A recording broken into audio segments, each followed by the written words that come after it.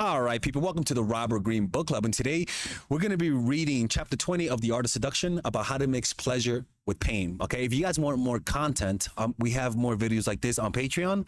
As you guys can see here, we just posted a video about how to be connected with reality. We have a video about how to blackmail. We also have social reactions. And yeah, we also have meditations, how to discover a person's weakness. You can join for just $5 a month and you could join our book club. And there we talk about evil strategies, good strategies, the whole shebang bang for just $5 a month. Okay. All right. So let's begin. Chapter 20. The greatest mistake in seduction is being too nice. I mean, it's literally saying the greatest mistake. And I could say this for even having employees. Like, I made that mistake with my employees where I was too nice. I mean, I'm in Mexico. I want to treat them well. But what I notice is that when you're too nice, people don't take you seriously. Meaning you say come at 12 and they'll come at 12:05, for example, that type of stuff. Like, having more rules, for some reason, people respect you more when you have a lot of rules.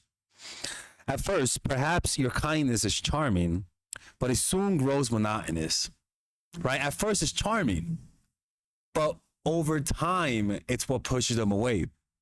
You are trying too hard to please and seem insecure. Even if you're doing it for good reasons, people will interpret that as weakness.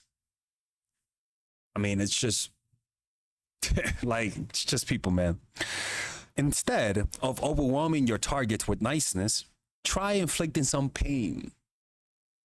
Rather than being nice. For example, with my employees, I always I was so bad as a boss. I was just too nice. I always let them leave early sometimes when they were done.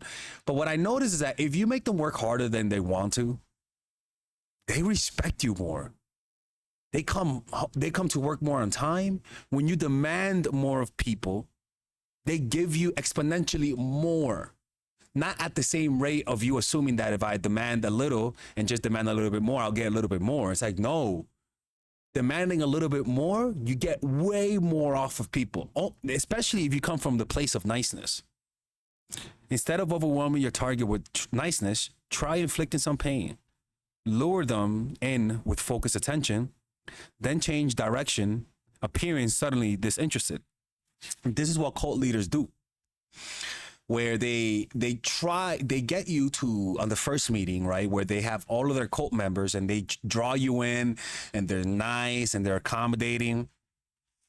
And as soon as you get comfortable, then they start acting cold. As soon as they get comfortable and as soon as you get acclimated to the group, then they start being harsh, being a little bit inconsistent, uninterested. And they do that to break you down.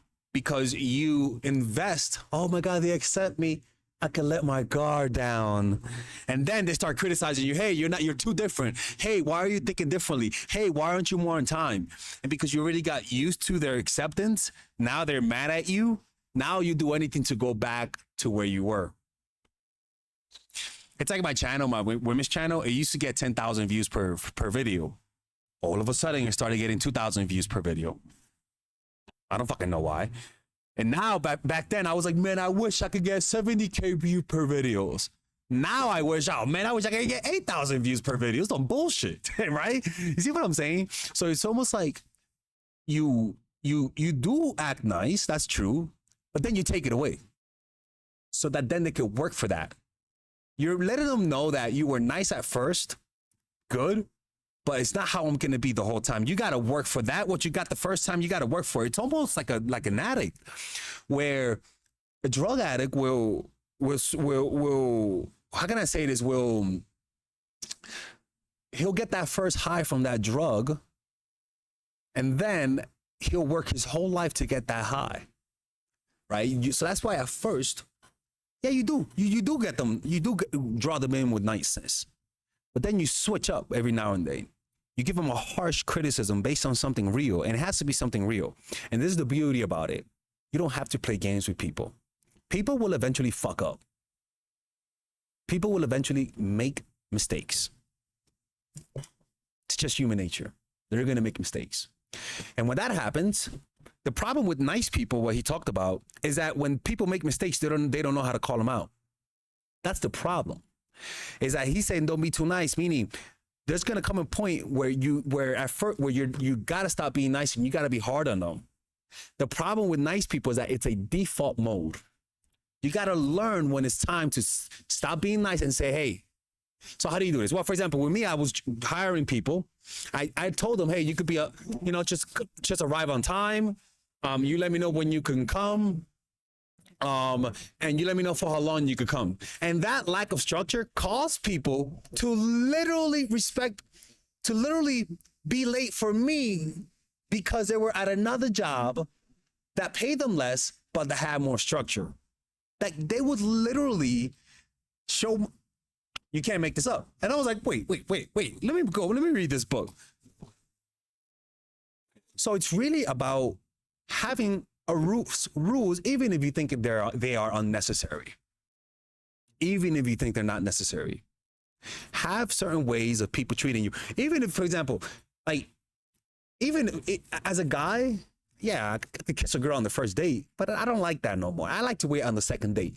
Having rules, as it may not seem necessary, but having structure or rituals that you follow consistently and that they have to follow leads to rules. For example, if I have a meditation group, having people come and meditate is fine.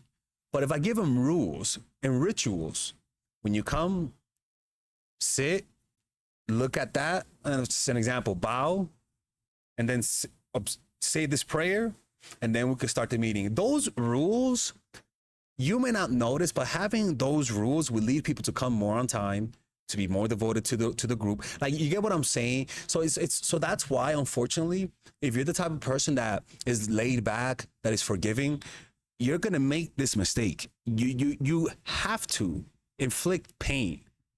And the pain comes in having them do things that they otherwise don't want to do, as long as it's legal. Like, for example, every time you come here, take your shoes off. For example, you may not want to take your shoes off, but do it. That takes extra effort. What it does psychologically, having them have hoops, it gives you aura. Like they're following your rules on the little things, and they don't notice how it affects how they perceive you in a more general way. It's truly a powerful thing. It makes people more compliant to you.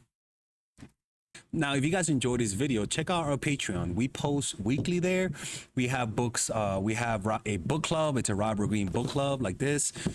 We talk about current events. We talk about self-help. We just talked about how to blackmail. I know it's evil, but it's because, the Epstein thing.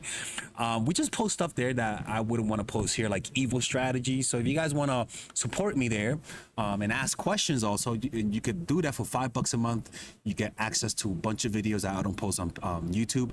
And it's another way to support this channel. Okay? See you guys inside.